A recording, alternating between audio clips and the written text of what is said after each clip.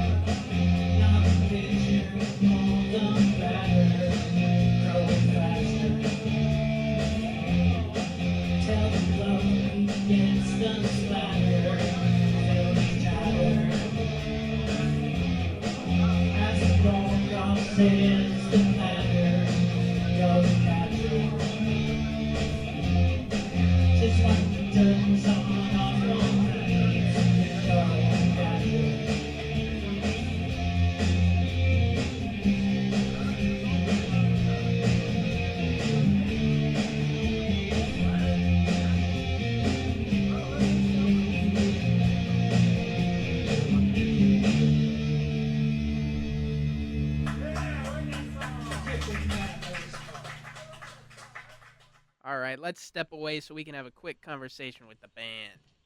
Well, the band came together over a period of time. So I met Dave about 1997, 1998. We both had really young kids, and we met initially because our wives were in this thing called the Moms Club. So after talking to Dave some, I noticed that we seemed to share a lot of interests and basic life philosophies, so we became friends and have been best friends ever since. We enjoy doing stuff like brewing beer and riding mountain bikes and having barbecues with our families and friends. And then about 10 years later, around 2008, Dave asked if I would like to listen to him and his daughter Alyssa play a song on the guitar together. I think it may have been a Christmas song. It may have been a Green Day song. I can't remember exactly, but this was the first time I'd ever heard that he was interested in playing music.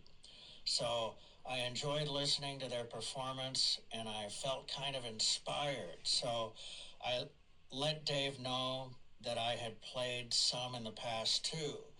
Like back in the late 1980s and early 1990s, I played some bass, vocals, and keys for a few local bands in Tempe and Scottsdale.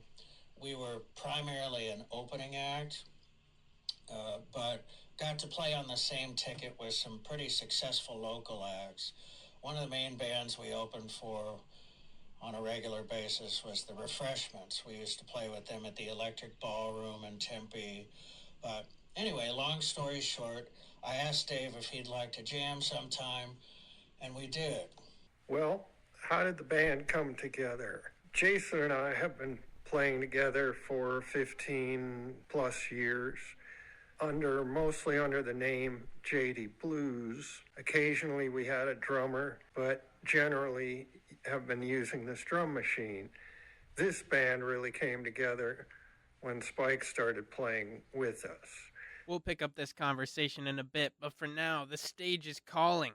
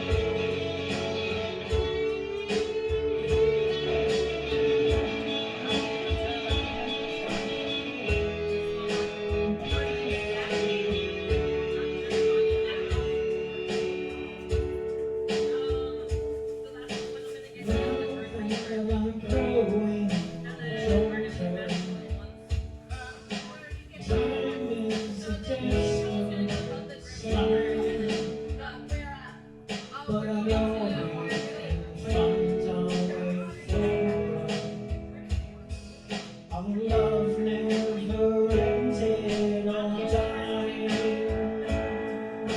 Sarah Jane, I will say your name, Sarah Jane. Life is not the same, Sarah Jane. Farewell to pain, Sarah Jane. Won't you please remain?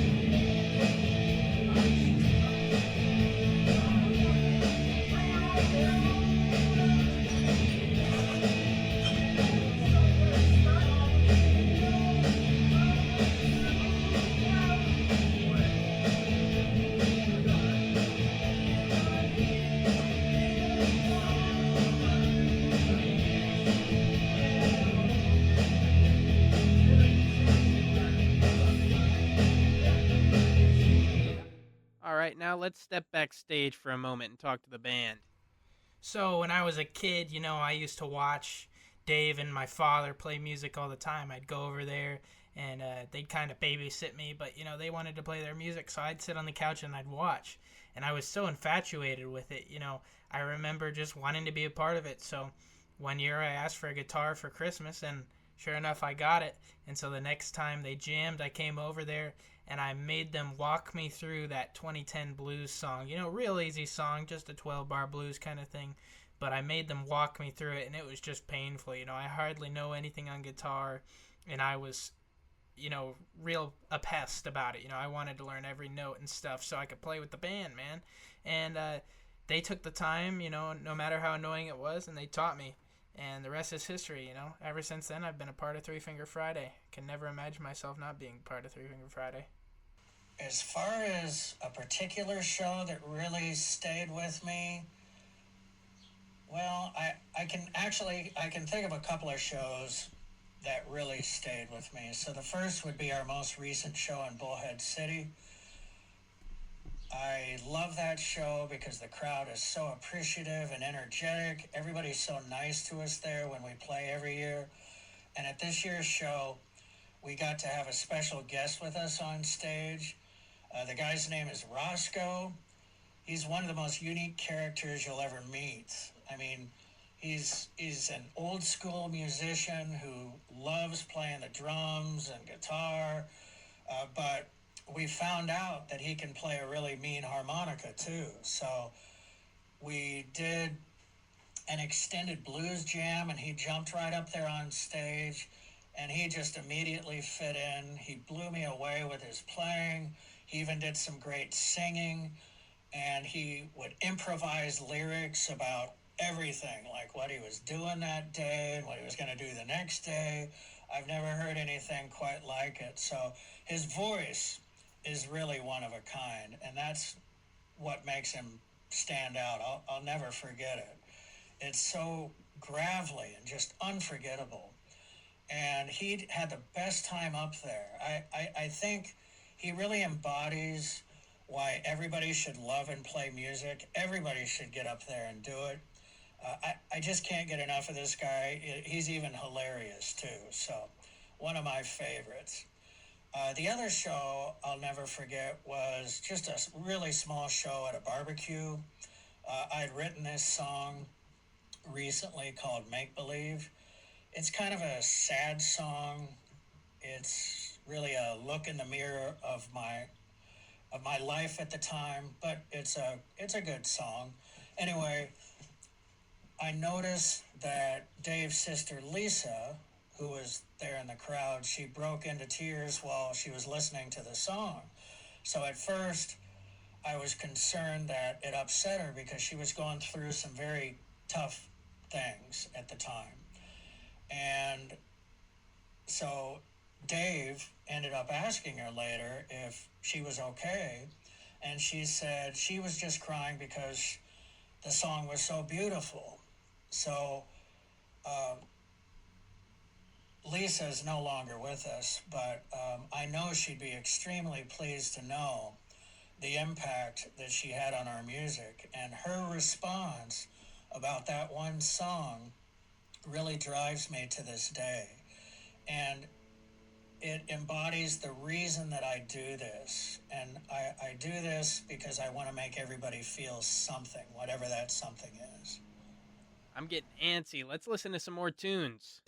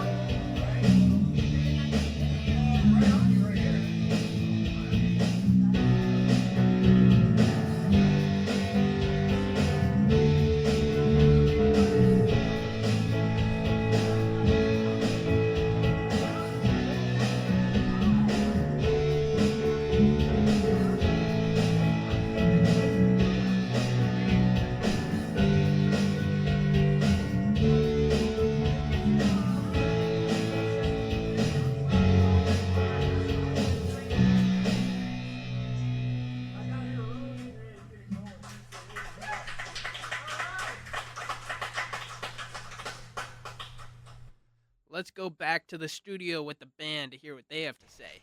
Well, by far and away, I mean, I love playing our original material way more than cover songs. I understand that the crowds like the covers because they're more familiar with them and they can sing along with them and all that, but our originals are what makes us unique. It's what makes us Three Finger Friday. We're the only band around that plays Three Finger Friday music. So, and I do think people really like it. As far as my favorite song to play, I suppose I would say I like playing our more recent stuff because it's fresher. So one song off of our latest CD is called Sarah Jane. So it's a new song off our CD that's different from the rest of the songs on the CD.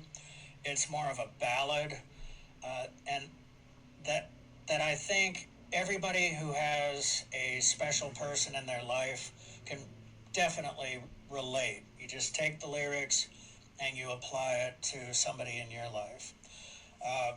But I also love the heavy jams. I love to play songs like Long Live Democracy, Where the Pearls is a timeless classic, and I love to rock. So those are probably my favorite songs to play. The reaction from the crowd dictates a lot on how I perform.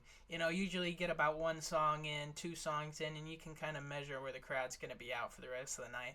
And this time it was just fantastic. You know, the crowd was ready to rumble. There was more than usual. They're shooting pool. They're laughing out there. They're having a good time. And so the vibe was right. And so I was really able to step out front and center and rock out, especially for some of these guitar solos. You know, I really put it on, man. And so, yeah, you know, how people interpret my music and how the crowd noises and stuff like that does have a lot to do with how I perform.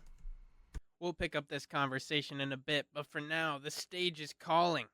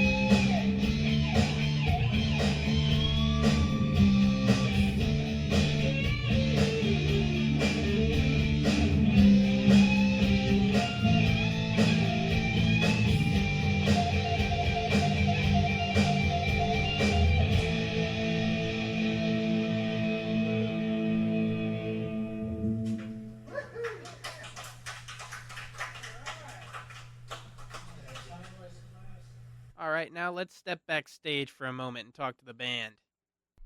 So this gig in Bullhead City, it's become an annual thing. We've done it for the past 3 years every year with this formation of the band. I know that the previous version of Three Finger Friday played it a couple times, but what we have now has really become something special because people expect us. They know that we're coming to town and people are ready for it. This time, I've seen a couple people every time, Roy and Steve and stuff like that. I'll go out there and I'll shoot pool with them and stuff like that. And it's a personal relationship that I'm developing with these guys, and it's really something fun. Like my father was saying, it's really the party of the year. You come here and people really let loose more than they do any other time. So Jeff, big thanks to Jeff for letting us do this at his shop. I really appreciate him for organizing the event and everything. People will come to Jeff's year-round, He's having a party all the time. He's a party maniac. But this is the party of the year. This is the party people come to, and they're like, oh, we're getting serious. You know what I'm saying, man? So I just really like what we have going here in Bullhead City, and I hope we get to keep it up for years to come. Yeah, the band has changed a lot since we first started playing. We have 3 members instead of 2. We have a much longer set list. We've upgraded our equipment quite a bit. We had been using a drum machine for several years, and then we got our first drummer a while back.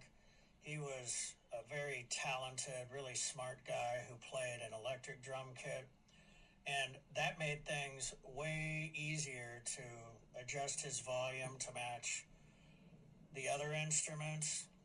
When I played with drummers on a standard set, it was always like a competition to see who could turn up the loudest and get louder than the drummer. And I think I probably have some hearing loss from those days. Well, anyway, after a while, he got bored and ended up moving to Colorado. Our second drummer was a teacher at the same school that I taught at named Mike Hopkins. Mike was a super interesting guy who really could do just about everything, and he was an amazing drummer as well. I remember he loved to play Rush, and he would even play heavy metal or whatever you threw at him, he could pretty much play. But at heart, he was really a jazz guy. He loved to play freeform jazz, and eventually he started playing freeform jazz with his wife on the piano. Unfortunately, Mike ended up passing away after being sick for a couple of years, so that ended too. And as a result, we broke out that obnoxious drum machine again. I'm getting antsy. Let's listen to some more tunes.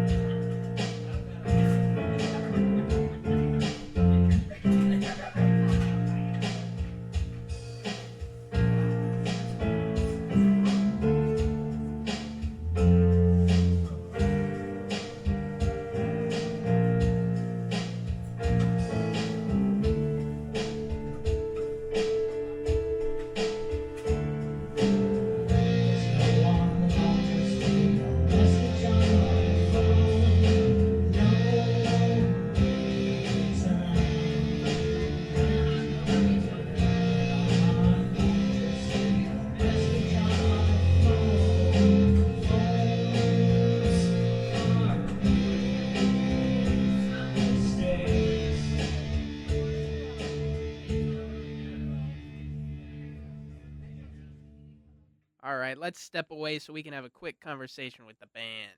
I mean, live shows are all about the crowd, the people, but also to make a great live show is preparation.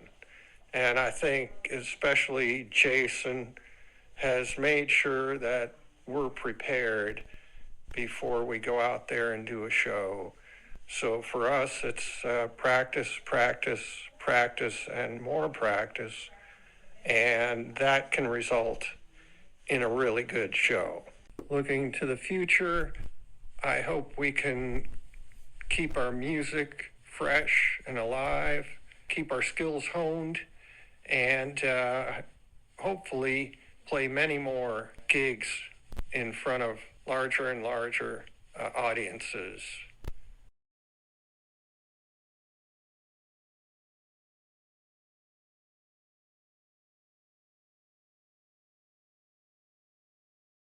We'll pick up this conversation in a bit, but for now, the stage is calling.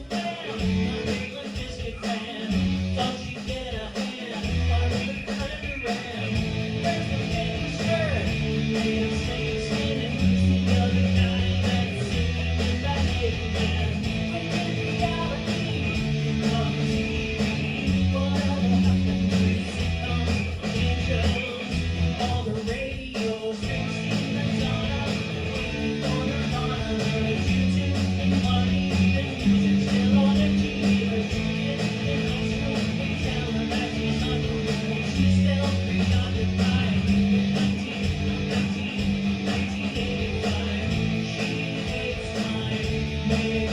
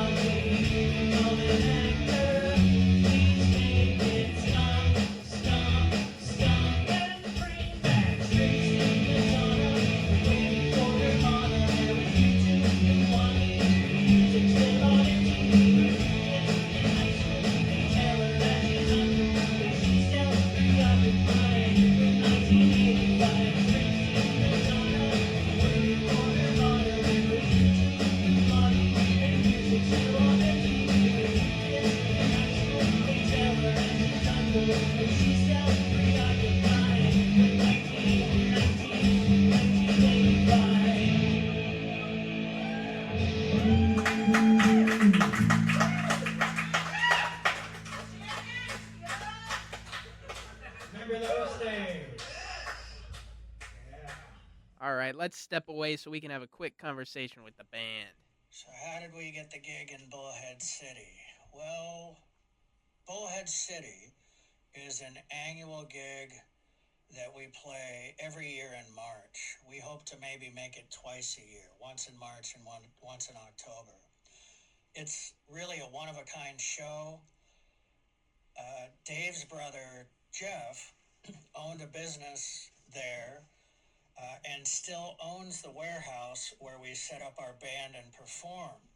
So Jeff does an awesome job promoting the show, and he gets people to come there from all walks of life to share a night of absolute pure joy there together. It's really the best party of the year in Bullhead City. So, and it gets bigger every single year. So I'm excited for our next show. So my father already went into a bit of detail on the story about the Roscoe Jam, but I just want to play it for you guys and show you what I'm talking about. It was really an incredible moment. We'd had something similar the year before. He was around, he came for the show, and Roscoe's the kind of guy, he always wanted to be part of the music. And so he kind of insisted. I remember one time he brought his drum set, and it really didn't work out. But this time, he brought his harmonica, and we're skeptical and stuff, but he was insisting on jamming. So we say, okay, we get up there, turn on the mics, turn on the amps, we start jamming, and we really had a little jam going. And, the people that were there really liked it. So we decided to bring it back this upcoming year, and we got serious about it. We developed a bit of a shape, a form for the song. I did a little bit of soloing preparation, and it just worked out. The rest is history. So how about this? I'll play it for you here. This is the Roscoe Jam. Thanks, Roscoe.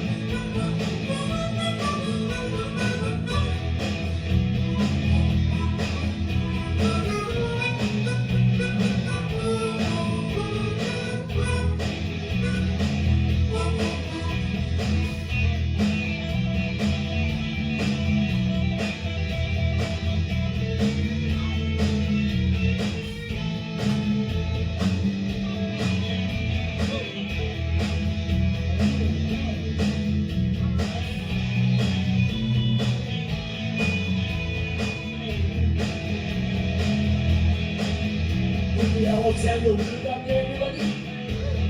It's a double. It's out there to me. And you're like, you're right there.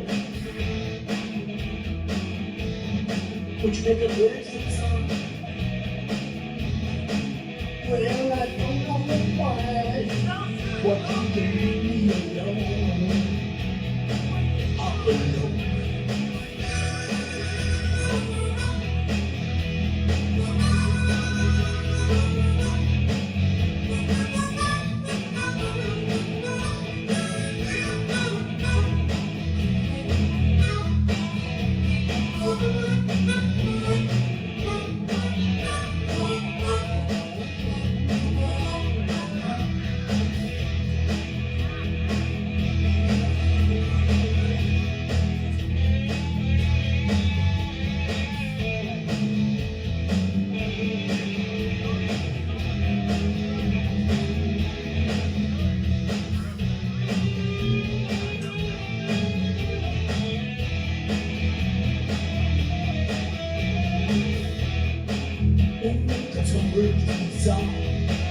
I'm here with the bride.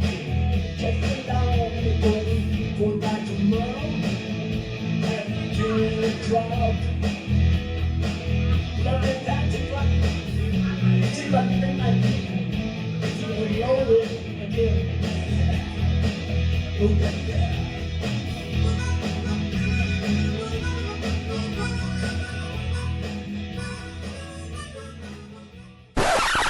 Thanks for tuning in. Next week we host Grasshopper on the record.